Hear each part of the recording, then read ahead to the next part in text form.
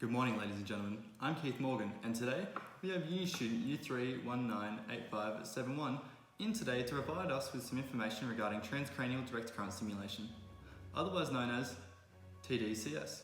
TDCS is the acronym for Transcranial Direct Current Stimulation. This scientific mouthful refers to the process of a patient wearing a device which provides low electric current to the scalp. This is usually administered between 1 and 2 mA. What's an MA? An MA is a milliampere, which is a thousandth of an ampere, which is the basic unit of measurement for electrical current. This charge amount is not strong enough to trigger an action potential within a neuron. The device rather works by changing the pattern of already active neurons. Okay.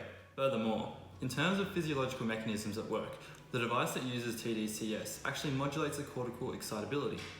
Cortical excitability is considered fundamental to human brain function.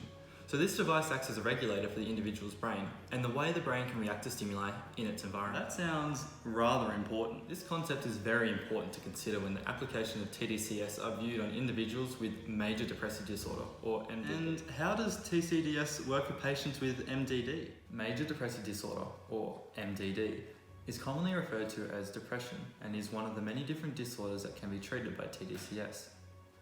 A range of neuropsychiatric conditions like depression, anxiety, or even chronic pain and Parkinson's can be treated by TDCS. However, currently, TDCS is not an FDA-approved treatment. Even though it is not currently FDA-approved, TDCS is a promising treatment option and with further study could potentially become viable, particularly for treating MDD. A range of studies support this. Are they recent studies though? As recent as 2018 studies. However, we speculate whether TDCS can truly be considered a viable alternative to therapeutic remedies such as CBT. The recommendation of this study was to use TDCS alongside the conventional therapeutic treatment methods for depression. A nodal TDCS is used over the dorsolateral prefrontal cortex. This enhances the neuronal activity in the area, which treats the reduced neuronal activity seen in this area in patients with MDD. Successful long-lasting effects have been observed following 10 to 15 sessions of this treatment. Thanks for clarifying the physiological processes of TDCS. What are your thoughts on the state of the current literature? The current literature offers insight into the state of knowledge regarding the effect of TDCS on MDD. Many studies had similar findings that overall, the consensus is that TDCS promotes lower levels of depression than when compared to their scores on the same survey prior to the use of TDCS. One study concluded this in their findings and also went on to say that none of the participants in the study had any issues using the TDCS, showing that it is easily administered. But how was this study measured?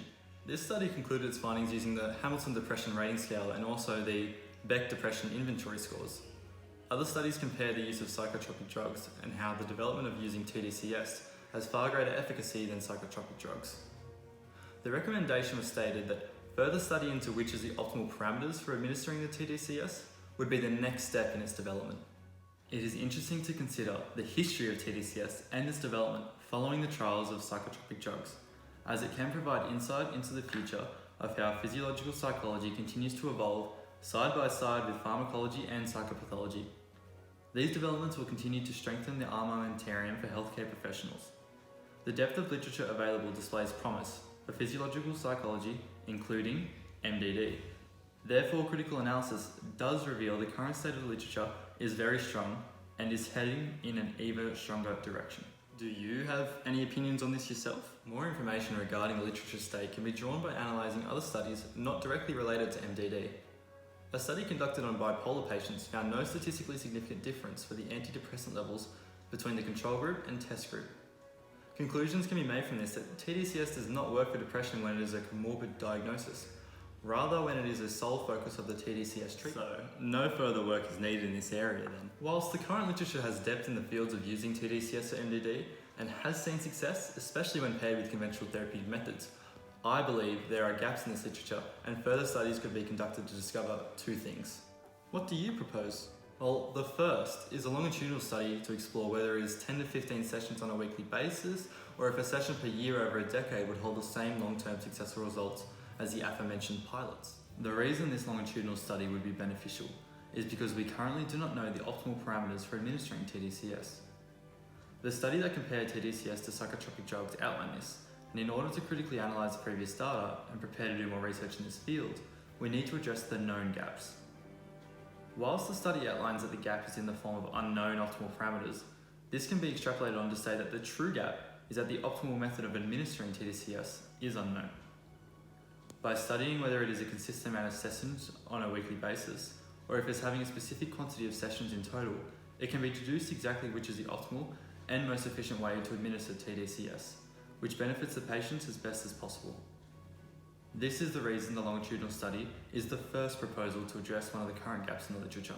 And the second proposal? The second would be cross-sectional studies which focus on patients with MDD and how the results compare to patients with other diagnoses such as bipolar or anxiety with depression as a comorbid diagnosis to discover the effects of TDCS on depression in these circumstances. To summarise the information from today, at a first glance, transcranial direct current stimulation can seem foreign and difficult to comprehend, but the physiological processes were quite easily explained.